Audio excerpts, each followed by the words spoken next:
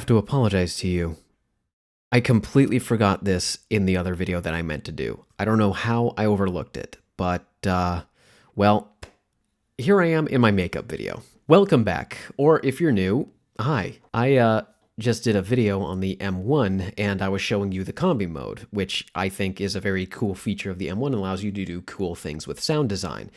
And one of the important points that I wanted to show in that video somehow didn't make it into that video, so it's in this video now. Hopefully I don't make that kind of mistake again. Okay, here's the brief rundown. Last video I covered Combi Mode making bigger sounds out of different sound ingredients like raw synth waves and other sounds like that. Ways to make sounds bigger, like a kind of weird pseudo phasey supersaw type thing, and also as a way to make big textural pads and stuff. But it can also sort of do additive synthesis. We're going to get into that. Additive synthesis is a method of building sound by using sine waves. I think typically sine waves, but you add up sine waves at different harmonic levels to craft your sound. It's the opposite of subtractive synthesis, where you start with all the harmonics and then you filter them out with filters. Usually subtractive synthesizers have pulse waves or square waves and sawtooth waves. These waveforms have integer harmonics all the way up to infinity, or at least the sawtooth does. The pulse wave only has the odd number ones, I believe. And so with those, you're going to start with all of the information that you have, and then you bring it back with filters. But with additive synthesizers, you're starting with the fundamental frequency, and then you're adding harmonics onto that sound. Additive synthesizers can be very complex and allow you to have complex sounds there, because in order for you to get something that is really harmonically rich, you're going to need to have more than just 16 overtones. Now, if we were to do something like that in the M1, which only gives us a total of 16 sounds using Combi Mode, using all 8 programs of the Combi Mode, because remember, program mode is 2 sounds at most, we can only get so far. But that's okay, because we don't need to be too terribly complex in there, because the M1 does come with some interesting waveforms that we can use if we want to. And all we have to do is just add in basic sounds and then stack them up and tune them accordingly so that we can build our bigger sound. And I think one of the best ways to demonstrate that would be with an additive bell sound, which is what I'm going to do here.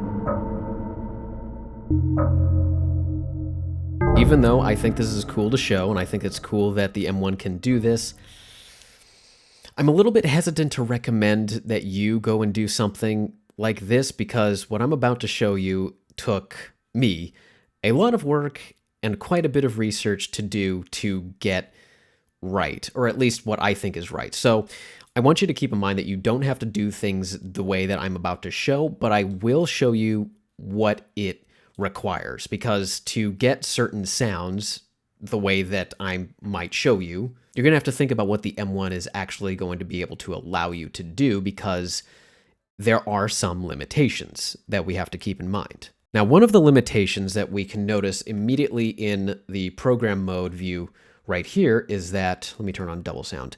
Right here, we have 3 octaves to choose from for both of these sounds. But over in oscillator 2, we have intervals that we can set. We can go up to 12, we can go down 12. We can also detune, and we can delay our start time.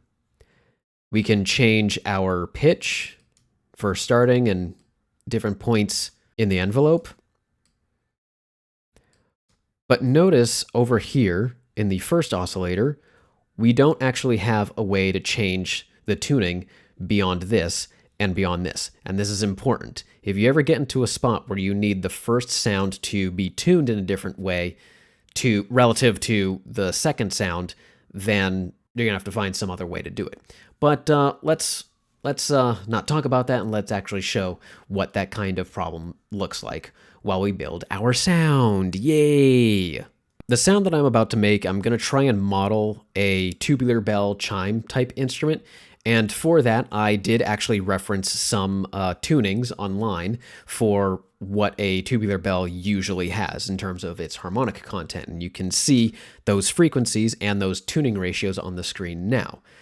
I am going to be referencing them in note C, but you can also reference them according to note A, or A equals 440 if you would rather.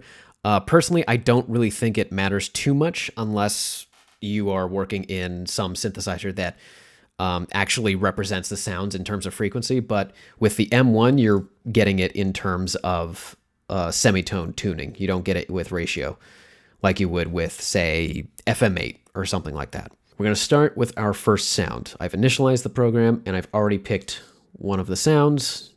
Assign that over here as well. And I have 2 sine waves. So the first interval of tuning is 1 to 2.7. So 2.7 is right around 5 semitones and a little bit more detuned. So somewhere around here. And that's going to sound a little bit like this.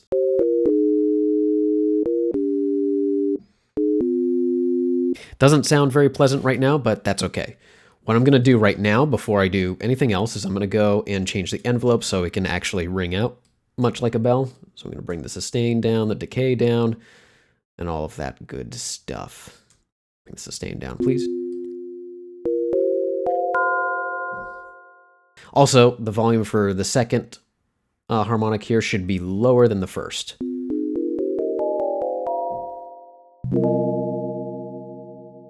Okay. And you can hear there's just a little bit of beating there, much like a real bell. I'm going to push out the attack just a little bit because I can hear there's just slight clipping at the very beginning of the sound. So I want to control that a little bit. Okay. Now, just to make things easier for me, I've copied and pasted the first sound into the second slot so that I don't have to do the envelope work again. It honestly can save you a lot of time, especially if you want a lot of things to stay the same. I'm going to bring the volume down here. I'm going to go back into easy mode, keep the sine waves. But for this one, I'm going to tune them differently. And so for this tuning, we are going to increase it to 9. Because actually, let's solo this. Bring that volume down a bit more. Bring this down. Now, 5.4, that's a ratio of 5.4 to 1. So if 1 is C, 5.4 would be... And 8.93 is close to 9, which would be a D above C, a couple octaves up. That sounds like this.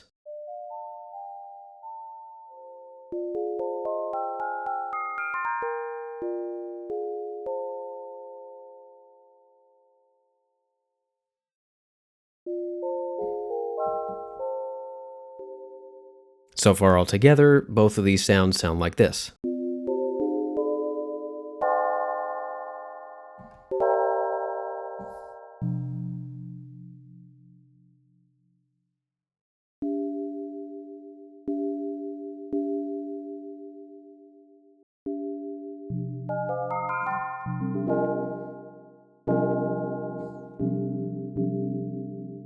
One of the other things I should probably tell you is that when you're dealing with these higher harmonics, it's probably a good idea to reduce the decay time and release time for these higher harmonics, because in bells, a lot of the higher pitched sounds don't ring out as long as the lower pitched sounds. So I just went back in and did some of those adjustments, and I also reduced the filter cutoff for them because I noticed that there was a bit of this sort of like crunchy kind of sound with these sine waves, and so I'm trying to control that a little bit.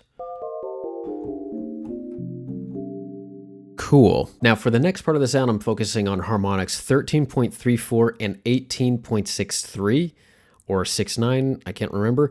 And these correspond to notes A5 and D sharp 6. A5 and D sharp 6. Actually.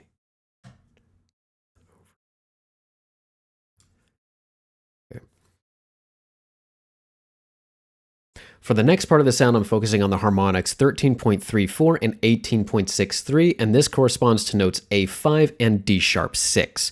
And here we're going to actually increase the octave for both of these so we can have it set higher, reduce the decay times and release times a little bit more for both of them. And we're going to, of course, change some other tunings here.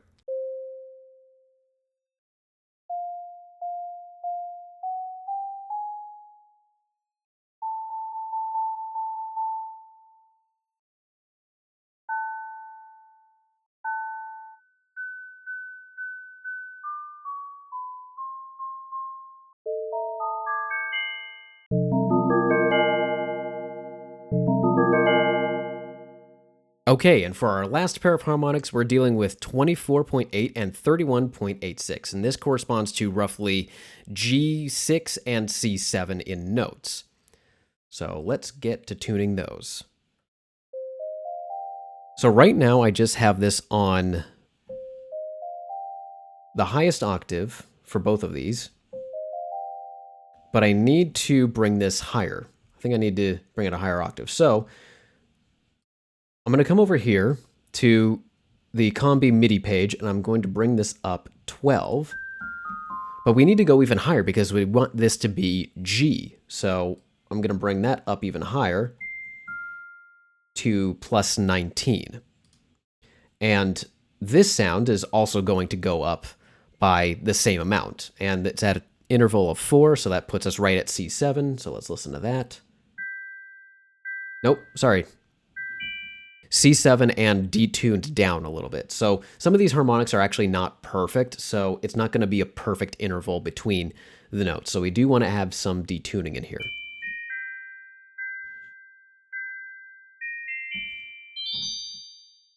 And I think that's some fine detuning, actually.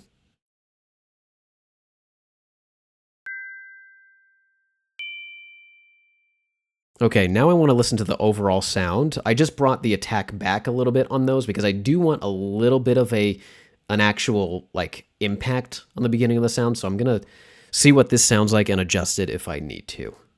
So the overall sound is something like this. Ooh.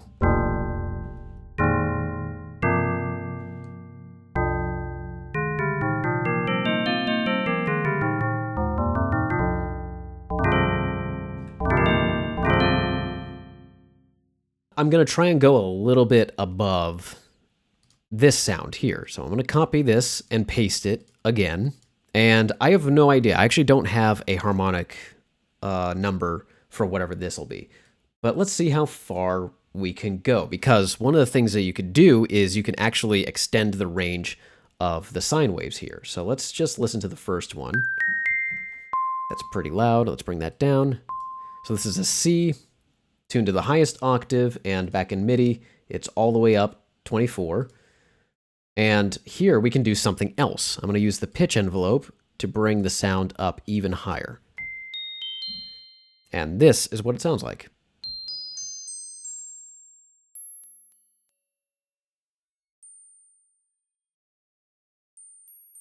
That's something else I should probably point out. So with the samples in the M1, particularly with this one, if you go up a certain note, it's not going to sound anymore. So the sound will actually cut off before there's any weird aliasing or anything like that going on. At least I think that's what's happening. But yeah, the highest note that I can get is this F right here. Other than that, we can go pretty high with these notes. So let's bring that sound down a little bit more. Now, if we do want this sound to go even higher than that, I'm going to do this with the second oscillator, tune that up an octave, detune that as far as it can, and then listen to that.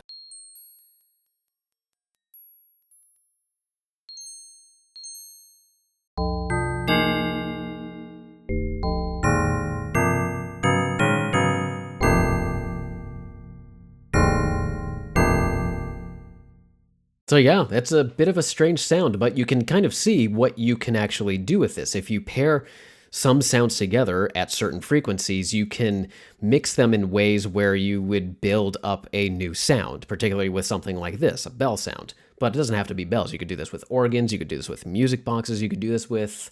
You could probably even do this with woodwinds here if you use like triangle waves or any of the other synth waves. If you just tune them apart to the usual harmonics that these other instruments would occupy, you can get a usable instrument out of it.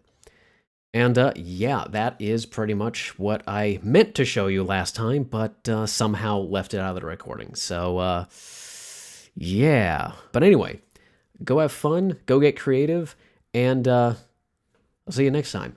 Bye.